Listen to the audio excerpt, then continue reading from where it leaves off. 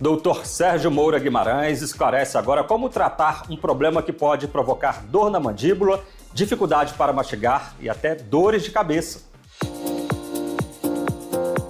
Olá, Gui Moreira. Olá para você que me acompanha aqui. Hoje vou falar sobre as técnicas conservadoras e minimamente invasivas que preconizo e utilizo para o tratamento das disfunções temporomandibulares, DTM. Em primeiro lugar, é interessante falar sobre a utilização da placa para controle do bruxismo do sono, que é a terapia provavelmente mais conhecida, difundida e utilizada. A despeito de ser uma técnica conservadora, com alguma atuação e indicação em pacientes com bruxismo do sono, que estejam também sofrendo efeitos deletérios desse bruxismo, em um grande número de queixas de DTM, principalmente as dolorosas, ela tende a ter pouca eficácia.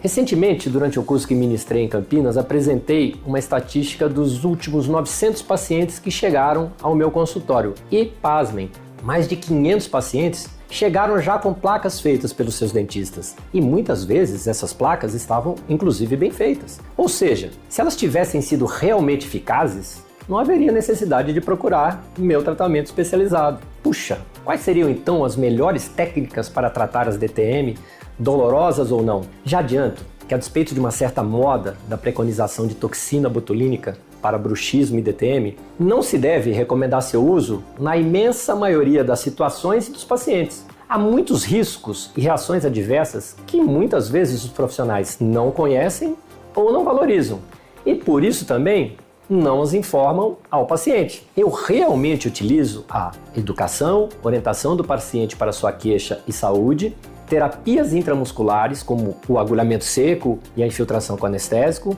bloqueios, infiltrações intraarticulares, quando necessárias, laser, termoterapia e placas para bruxismo, quando realmente bem indicadas. Por hoje a nossa conversa termina aqui. Continue sempre contando comigo e acesse minhas redes sociais ou envie o WhatsApp.